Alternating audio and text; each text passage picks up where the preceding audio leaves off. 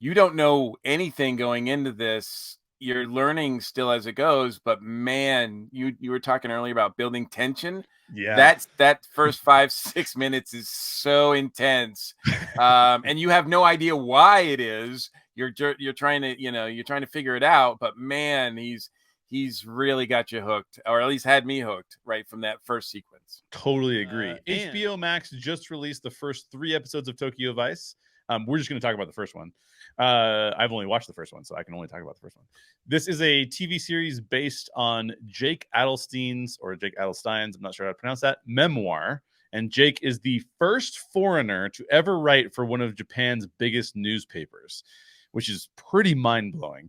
This series follows Jake as he digs deeper into the Japanese underworld as a crime reporter. And this occurs in the 1990s. And when I saw the trailer for this, I was instantly in. I'm like, I am in on this show. This looks amazing. And just as a reminder, we are going to give our initial thoughts on episode 1, but we will be talking spoilers in episode 1. So if you haven't seen episode 1 yet, just know that we're going to talk about spoilers here. But before we get into the spoilers, just what did you think of episode 1 of Tokyo Vice? Well, first of all, I think I might have heard the name of it, but I hadn't seen anything until you mentioned to me that you were thinking about talking about it, and so I was like, well, I like those two words together. I like those two words separate, Right. And Right. so I did a little digging in, and I saw it. I saw a couple write ups about it or whatever, and I was like, okay, yeah, I'm in. I really am attracted to noir. Especially over the last like 5 or 6 years, man, I've really gotten into film noir, American film noir, and also branched out into other countries. Japanese noir is pretty amazing as well, and neo noir, sort of like modern noir, Yeah. So, and this sort of fit into that wheelhouse. That sort of so I appreciated that.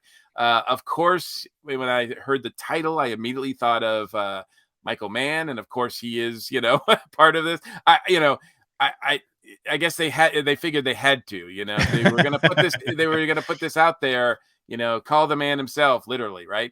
Totally.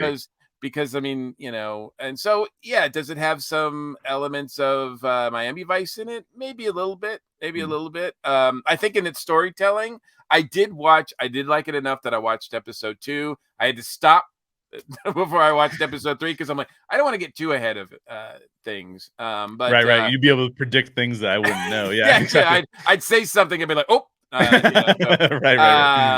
And plus, I think there are some changes, not drastic changes, but some things that are developed in episode 2, ways that they go that I didn't sort of expect. But in terms of the way that they were telling the story. And it felt more like a Miami Vice than the first episode did. Oh, interesting. But yeah, I've appreciated this. I think I can remember, obviously another thing that struck me was the 1989 movie Black Rain, which kind of fits that Tokyo noir, Japanese noir style. It has to do with the Yakuza as well. So, they're the ultimate bad guys. There's the Nazis, mafia, and Yakuza. Exactly. But, a couple of them might take offense, and, you might be risking your life in telling these stories. And this is a real story, a true story, which makes it even, it feels more authentic. So I really enjoyed the first episode. I had just seen man, I'm gonna blank on his name now, but the main character, I just seen him in West Side Story. Oh yeah. And it's I had to sort of laugh visually because the visual take on it, because that dude is so tall under normal circumstances, right? And the whole thing is about like an outsider in Japan. And man, they don't hide it at all. I don't even know if they have to accentuate it, but no one, like, talk about a guy who stands out in a Japanese crowd. Yes. Literally, visually. So that obviously helps with the tone of the movie, the tone of the show. But no, I really like where it's going. For the past 30 seconds, I've been trying to figure out that kid's name. Because he was also in Baby Driver. That's And right. That's right. for whatever reason, I'm blanking on his, I want to say Alden Ehrenreich, but that's the other guy that was also up for the Han Solo and got the Han Solo role. So This is it's Ansel Elgort. Ansel Elgort. Yeah. Thank you. Yes, Yeah. that's It exactly is what. not an easy, it's not your typical name. It's not, No. it's still easier to pronounce than Poirot. Yeah, exactly. This is how can these guys pronounce these names? That's what this episode theme is. Yeah, so I totally agree with everything you said. I'm also a huge noir fan. I love Michael Mann. I was just telling Dale Wentland is going to join me on a future episode. We're going to talk about another episode of Tokyo Vice on that show. And I was telling him, I'm like, Collateral is one of my favorite movies of all time. Just love Collateral. As a person who grew up in and around LA, I think it's one of the best portrayals of Los Angeles on film, because it's done at the street level from a cab driver's perspective, and it's the way that it captures it really feels like LA to me. All of the good and the bad of that situation. Some fantastic action sequences in that. There's a moment where Tom Cruise's character essentially has a fight in a club, and that is one of the coolest scenes that I think I've seen. So Michael Mann, I really appreciate. In fact, he has a great on HBOMax. There is a director's series where they say it's called like One Perfect Scene or something. Oh yeah. Yeah. And he talks about the scene from Heat where they have the gunfight outside the bank, and definitely worth watching. So is Patty Jenkins' episode on that same series. So really big fan of Michael Mann. I find the premise of this story, which we're going to talk about in a little bit, really interesting. I will say that in the first episode, and it'll be interesting to see, because saying it's even a little bit more like Miami Vice in the second episode, which, by the way, Dale told me the same thing. He's like, the tone of the second episode changes quite a bit. Yeah. So I'm interested in seeing that, because I actually thought that it was going to lean a little bit more into the noir elements. I mean, Japan has this sense about it, which we'll talk about in a minute, because the show deals with a lot of these themes, but its culture, at least what this show is showcasing to us, and other shows have showcased to us, is that its culture is pretty solidified. It doesn't feel as, I've heard that's changing in the modern day, but it doesn't feel as influenced by the West as some other cultures we see have been influenced by the West.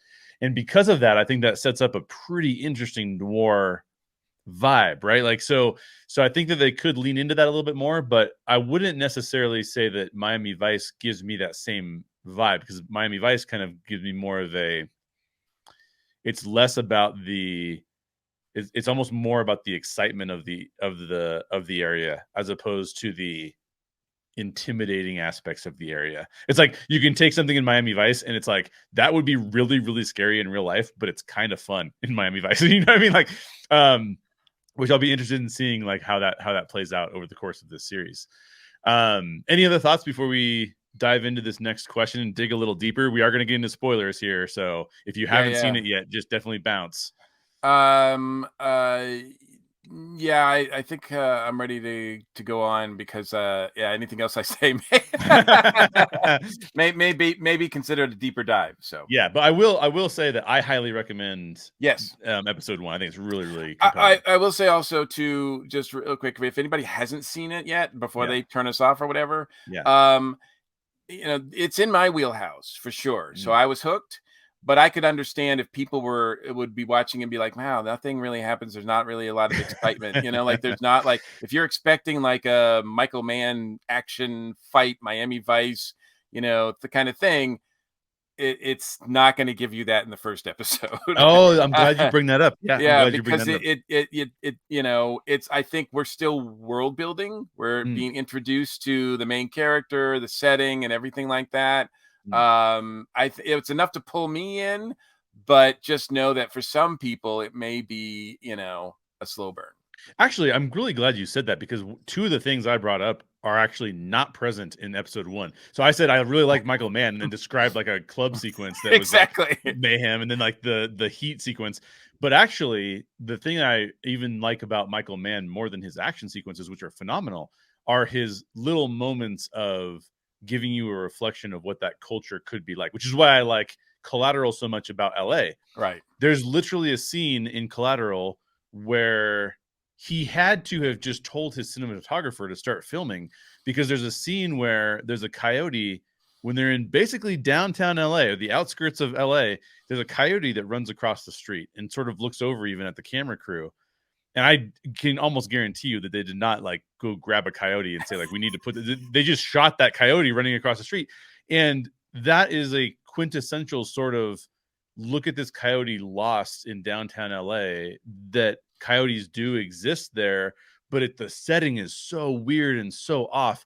And I do think he captures some of those things in episode 1 of Tokyo Vice, where yeah.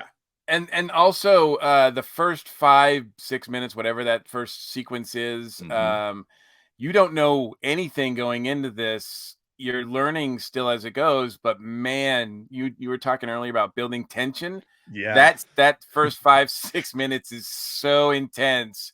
And you have no idea why it is. You're trying to, you're trying to figure it out, but man, he's really got you hooked, or at least had me hooked right from that first sequence. Totally agree. And he does another thing that I love. I should say that everybody involved, even the writers, where there's not a lot of dialogue Right. describing why there's tension there. Right. Which I think is just phenomenal. And I love that aspect. So Show don't tell, right? Exactly. And they just do that really, really because if you're watching this and you don't write in Japanese or don't speak in Japanese, you literally are like, I'm so tense, but I'm not even sure why I'm so tense because I'm not even totally sure I understand what's going on right now. Exactly. Yeah, so good. All right, so let's jump into the spoiler part of the conversation. Based on episode 1, one of the main themes of Tokyo Vice is dealing with how to navigate two cultures. Jake is this guy from the U.S. Again, this is a real person. He's from the U.S. He went to school in Missouri. So we're not talking about like, he's in like metropolitan Miami or San Francisco. Like he's from the middle. He went to college in the middle of the country. He's ethnically Jewish, but he's in Tokyo in the 1990s. So I don't know about you, Mike, but I have never been to Japan. Have you been to Japan? I have not. Yeah, so neither of us have been to Japan. So we're not going to be speaking from personal experience. We're going to be speaking from what the show gives us. But it seems a lot like this is going to deal with a clash of two cultures. And so how did that portion of this show hit you? This fact that we're dealing with a culture clash? Oh, absolutely. I mean, I think the whole first episode sets that up, and that's the whole sort of conflict in the first episode between Jake and Japan. And like I said, they do a really good job visually at showing how much he stands out. Even though he speaks the language, as far as we can tell, he speaks it pretty fluently. He writes it well. I mean, we were even told that, his writing is excellent. So he has all the, he can speak the language, he can talk the talk, he can walk the walk a little bit, but, ultimately he's not Japanese. And, that's a real problem for him. It turns out to be a real problem for him, not just with people, but with trying to he gets his dream job and like within a day he finds out it's not what he thought it was going to be.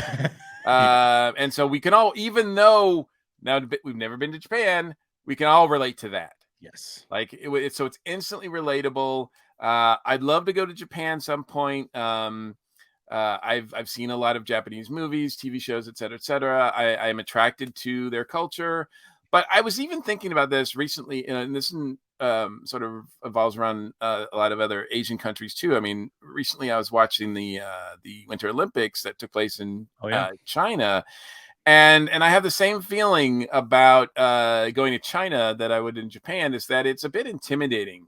Because I mean, I have been to non-English speaking countries, right? Notably Germany, right? Oh yeah, And sure. I have been in a situation where I was alone Mm, in a sort of store or in a mall area, and no, like, having to try to talk to people, and I didn't speak the language, not even close. I mean, it wasn't like I was broken, speaking broken German or anything. I was like, I didn't know much German. I still don't know much German at all. So and so talking to people, trying to communicate, was difficult. yeah, And it's hard. It's really hard, and it's a bit intimidating. I like having new experiences. yeah, I love it, but that is a little intimidating. I'm not saying that I can't get over it, but going to those places, going to Japan, and so I can only imagine, even on a small scale for him, he might. We still don't know why he's there. We right, still don't know why he didn't just want a job in New York or LA or Chicago or whatever. Instead, he decides to go in Japan and do something no one else has done, right. and to become a reporter for this newspaper that has never, ever had a non-Japanese person work for them. So, and that doesn't even seem to be his goal to be the first. He just, Right. for some reason, really wants to do this. But yeah, he's done his homework. He's done a lot of work in terms of trying to fit in, but ultimately he doesn't. Yeah, that's really, really, really good synopsis. And I think it's interesting because I'll talk a little bit more about this in a minute. But I have been to China. I Oh think wow. I think I was in the airport in Japan one time on my way to China, and I think I was also in the airport in South Korea, which, by the way, pretty different cultures between the three of those countries. Oh Even sure, sure. I wasn't trying to no, suggest no, that no. they were I know you weren't. I know you weren't. Just keep in mind as I was thinking about it. But what was really fascinating to me about being in China, we were there for, I was working at an orphanage. So I was I was on like a missions trip, helping this orphanage out. It was a Korean run orphanage in China, outside of Qingdao, China. And it was a fascinating experience because not only I love seeing the Great Wall because we had a vacation day, we got to see the Great Wall, got to visit Beijing as well. But it's so shocking in so many ways. And coming back to the States had its own reverse culture shock. I was only there for 2 weeks, but like being there was the most disconnected from my norm that I think I've ever felt in my entire life. There were things that I was encountering that were shockingly similar to the States. Mhm. I did not expect to go there and see, giant downtown areas that look like New York in a city that I've literally never heard of before I agreed to go on the trip. And it's like there's 8 million people in the city and I've literally never heard of this city before in my lifetime. And seeing the fact that people were driving around in Mercedes Benz and there were Mm. very wealthy people, but then we were working on the outskirts where the people were dirt poor. That was striking because I thought communism would be like a more of an equal footing for everybody, and that's just not the case at all there. Um, and so the other thing, there were some other shocking things too. There was, again, I'm a little off topic, but it's going to relate to what I'm going to say in a minute. I was shocked by, this orphanage. The reason they started the orphanage was because in the States, and this is somewhat related to the show. In the States, we kind of have this idea that the states are very harsh on, I would argue the states are very harsh on people who are experiencing homelessness, for example, because we are very meritocracy oriented. Even though we don't operate as a meritocracy the way we think we do, we kind of think to ourselves, well, you put yourself in that position and therefore Mhm. like you kind of deserve it, right? um what was interesting though is that in the States we tend to have a save the children kind of mentality. It's like very much about like these are kids, they can't care for themselves, and so we can't put meritocracy on them because they're not in that position. So we try to, over there, what I was really shocked by is that and this was showcased in the show. This is Japan and China, so I know it's different, but this is somewhat similar. Is that there was a stigma. Now, this is back in 2007, I believe. This is before the Olympics, that were the first time that the Olympics were held out there. So they were trying to be really nice to foreigners, but it was showcased to us by working at this orphanage how if you got a child that had a developmental disability or a physical disability, that was shameful because it meant that you had maybe done something wrong. Now, I'm not saying that's true in the cities, but definitely out in the rural area that we were in, that was the case. And so I had seen things that I saw things there that I have never seen before and did not actually know existed. There was one child there who his knees were reversed. He was born with knees. Now we would in the States, we would solve that problem by taking your knees and making them normal. His knees bent the wrong direction. Like his knees were backwards. And because of that, he had to basically crawl around on the floor wherever he wanted to go to. That was very, very, very odd. Because we would have said like, what's going on here? We need to fix it, you know? Yeah. But it really is. It's like, wow, this is a culture shock. It is like I cannot believe that this exists. I did not know this exists. So things like that to really funny things where like we went to take the orphans to basically a theme park, and it's like this is a theme park where I do not recommend you go to. There's the guy operating the ride, and it's one of those like boat swing rides that just kind of is on a pendulum, you know, and it just goes back and forth. The guy is shirtless. He has long hair. He's wearing jean shorts, and he's hopping on and off the ride as it swings as a pendulum. And he's like putting kids in seats and like not worrying about their seatbelts and stuff. It's like, oh my gosh, this is not safe in any way, shape, or form. So anyways, I apologize for going on and on about my experience in China, but my point being is that was the most out of my element that I have ever felt. And I to this day don't really have a desire to go back to China because I just felt like it was the people. By the way, I should say this. The people on the street and the people you encounter, phenomenal people. They don't speak the same language. There is a barrier because they're not sure whether or not they should talk to you or not. If you smile and wave, the biggest smiles. So happy to say hi. Phenomenal. But you also had, this is again not Japan, so I'm so far off topic here. But they also had the people, the military marching through the streets regularly, and you're like, this is bizarre, man. Like I don't know if I want this kind of situation to go down. No. So now all that to say, I'll stop talking about my experience in China, which is just only somewhat related to this, but I will say that I think that particularly in the US, most of the development of the world over the past several decades has really been the US leading, the US and the West. The UK is big too in this kind of thing, but leading globalization. We lead from an entertainment perspective. We lead from a cultural perspective. We tend to think that the decisions that we've made in America are the best possible decisions that you could make, and we tend to put that on other people. And so I think that stories, Tokyo Vice in particular, is so good for us to experience because it can showcase different ways of thinking that we might not understand otherwise. And I think that you brought up a couple of really good elements. In fact, I'll bring this comment up onto the screen so those watching can see it, but I'll read it for those listening. I'm pretty sure this is Dale, by the way, Dale Wentland. So, hey, what's up, Dale? He says, I think that he, meaning Jake, was shocked that everyone around him resented him for trying to be a white savior. Oh, yeah. And I think we're going to really get into that a little bit more as we talk through this entire series. But it's very apparent that what I just said was America seems to think that it's the leading purveyor of how people should think across the globe.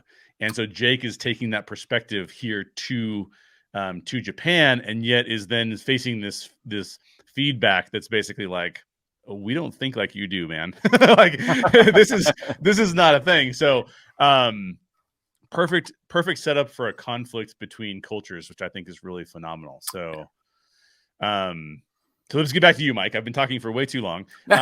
In the US, there's quite a bit of discussion about culture. And And like I said, probably because not only have we led globalization for the last several decades, but also, our country is based on a plethora of immigrant cultures.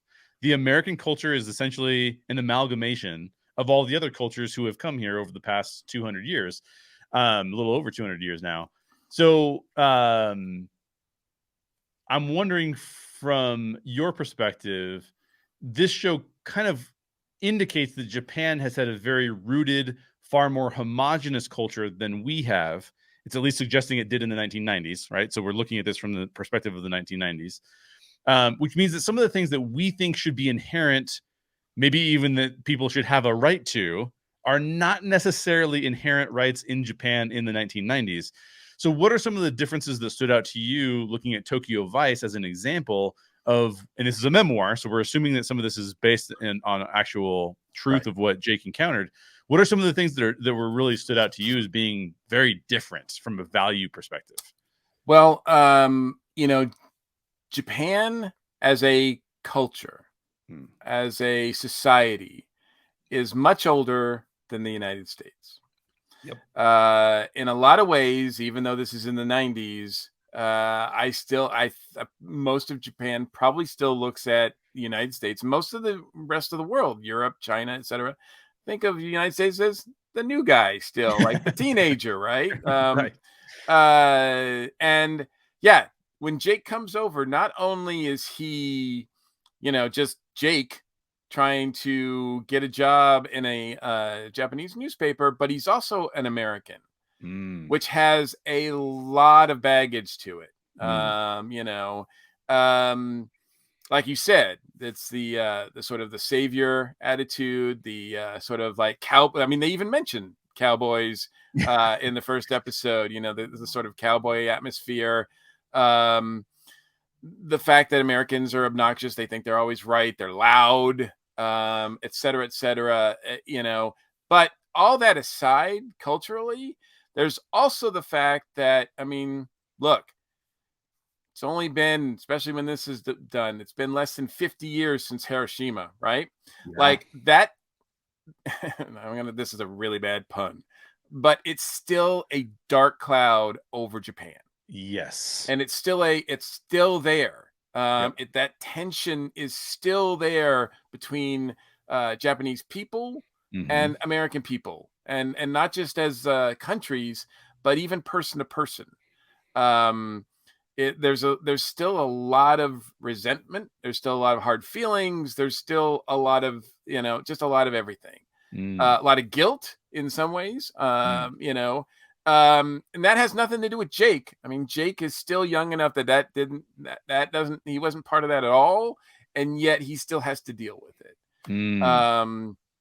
Okay, I was doing some looking around, and I found this quote, and this is such a beautiful quote. It's full of some big words, so forgive me, but it was written by Imogen Sarah Smith for the Film Foundation, and she said, "Film noir represents subversive countercurrent to the prevailing religion of success and continual improvement.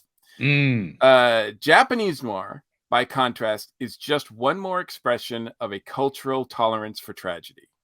Wow. I know. Mind-blowing, isn't it? Yeah, I mean, there's good. so much to unpack in that sentence that but I feel it here. I really feel it here in this, and that the fact that it's not the same as some of the American noir that in terms of story and sort of some of the themes of the best of American film noir.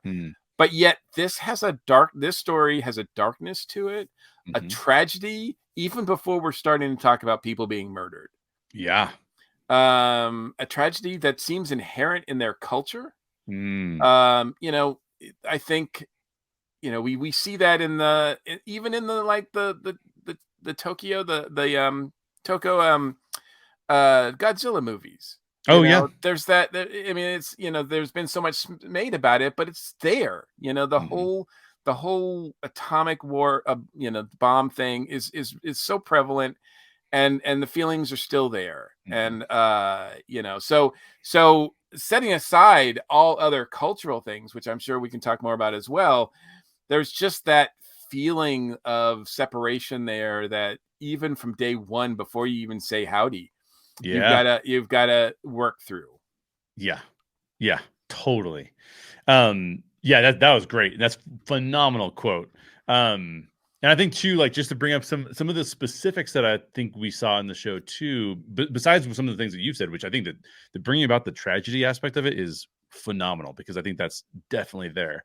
I think that from a Jake perspective, there's this intersection of freedom of speech and freedom of the press Mhm. that he's going to struggle with, right? And I Yeah. haven't seen episode 2, but that seems very apparent in episode 1 of like, well, I'm going to come in and do the things that I would have done in the States, which there are like, well, that's not the way we do things though. Like you can't just do that. Um, and I think that part of that, when we talk about freedom of speech, freedom of the press, or another one I bring up is freedom of expression. I mean, even to this day, I've seen celebrities in Japan have to cover up their tattoos because tattoos are frowned upon because of their association with the Yakuza. Right. And it's like, well, you're not in a gang, so you better cover up those tattoos so no one sees that because otherwise people may think you're in a gang, which is really mind blowing. As a person with a full sleeve and a bunch of tattoos, like I'm like, I better wear sweatshirts when I go over there or something. Hope it's not hot. Yeah, yeah, exactly. Um, and I think that a lot of that has to do with a very, very, very American, although this is true of other places in the world too, of a societal importance of the individual versus the collective society. And it's almost like you see in this series at least the difference between that is very striking. It's not as striking, I don't think, like when you look at when you look at like some of the Latin American countries, several of which I've been to, there is the collective there too, but they almost have a very balanced perspective, like be an individual, but be an individual as a part of this collective, where we're very individualistic, almost at the expense of the collective.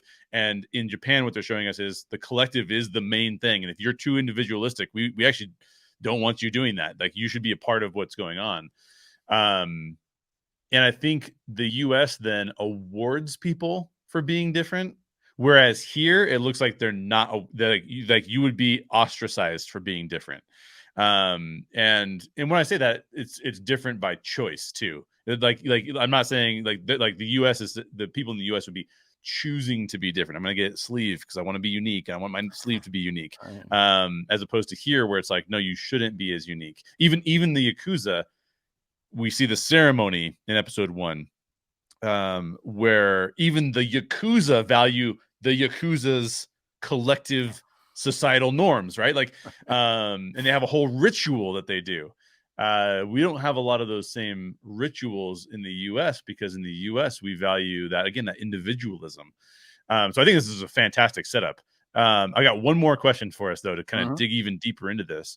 So stories have the power to really help us understand one another. And I'm wondering if Tokyo Vice can help us do that. So the one thing that stood out to me was the episode clearly showcases the dominant systems governing Japan and the US, just like we've talked about, are not the same. But I think the show is also pondering the question, like, what can we learn from each other in order to build a better collective society? So if I turn that question to you, Mike, based on what you see in episode 1, what are some of the things that came out to you as like, oh, interesting, that's one way we do it, that's one way they do it, and there seems to be a better way? Did anything come to you that made you think about that? Well, I think, the traditional setup is, you have two, you bring two people together that from different cultures, from different ways of life, and together they solve crimes. And Right. so you definitely get that sense in the beginning, right? Mm. Because you've got Jake and I believe Ken Watanabe's character Oh is yeah. Roto. So they seem like you're, Crockett and Tubbs right in the beginning, right? Like this is gonna go down, and so so you're gonna see how both these cultures, Mm. both people learn from each other, like strengths and some weaknesses, where they're coming from personality wise as well as culturally. You know, certainly when I'm watching it, I think, you know, obviously the first episode is very much like, you know, Jake is swimming upstream when it Mm, comes to like dealing with the Japanese culture, and some of it is pretty negative. He's frustrated, obviously. I think as the series goes on, I would not be surprised if we learn that there's reasons for some of that, mm, and some of that might be respectful. But I think one of the things that I noticed right away, and maybe I'm bringing a little bit of my own experience with this as well, but I've noticed that even in the first episode, that like, for example, the Japanese respect their elders, oh yeah, and treat them in the higher regard than it seems that we do in the States. You know, absolutely. so that is sort of a plus. And you know, I think we're in that first episode, we're kind of confronted with the idea anyway that the Japanese don't care about their people as much. They just Mm, are concerned with getting the job done. You know, don't worry about solving the case, worried about closing it. You know, that kind of yeah. thing. Um, you don't worry about, you know, don't try to figure out why things are happening. Just Mm, report on what happened. You know, hmm. these kind of things that we're told. And obviously, you know, I think Jake's going to try to bring some some of his thought process into it. It's sort of weird to me that he didn't understand that as much going in, because if he had any like, he immersed Right. himself so much in the culture, it seems like such a big surprise to him that, you know, that things are happening in certain ways. And I'm like, didn't, you know, you went to this job, like, didn't you really know what you were getting into? Like, did Right. you read their paper? Like, Yeah, yeah, yeah, yeah. Yeah. because obviously there weren't, like, you know, Pulitzer, you know, freedom of information stuff going on in their paper, right? So like, Right. what I'm curious to find out as we go on, like what attracted him to read, like to being working there and all that. So Yes. so I do think that that's where the series ultimately is going. I mean, sure, it's going to be an interesting, like, true crime Yeah. story as well. We're going to learn about, you know, how the press and the police operate Yeah. procedurally, which is fascinating to me. As well as you know, what things that they're doing that on to us, to Jake, seem like they're insane, insensitive, what have you, but there's probably reasons behind it. Yeah. Absolutely. Yeah, I think that that all makes a lot of sense. I'm really glad you brought up the how we treat elders versus how they treat elders thing too, because I think that's totally true, and you can see it here. Yeah, the Um, way he's treating his, I might be speaking about next episode too a little bit, so forgive me. But that's okay. the way Jake is treating his own family is Uh, would be unheard of in the Japanese culture. that's yes, that's actually a good preview for the next Yeah, episode too. and he's not mean about it. It's just completely different. Yeah, totally, totally. Yeah, there's a lot of you can tell that there's a lot of respect-based behavior. You can even just see like people should respect each other and each other's cultures in very specific ways here. I think that it's interesting because I think we in a place like the United States where we have an amalgamation of cultures, I think it can be difficult to have healthy conversations about what elements of culture are positive or negative and in what contexts. We very rarely have like a nuanced conversation about, well, what kind of culture would we want? We instead kind of get into this conversation of like, well, we do it this way and we do it this way. You can't tell me to do it another way and I don't want to be told. And it's like, well, actually, it'd be better if we each said like, well, can we take some of the best elements of your culture and the best elements of our culture and like and then push some of the other elements that we maybe agree are not the way we would prefer them to be and can we so it's interesting. We have a weird definition of that in the States.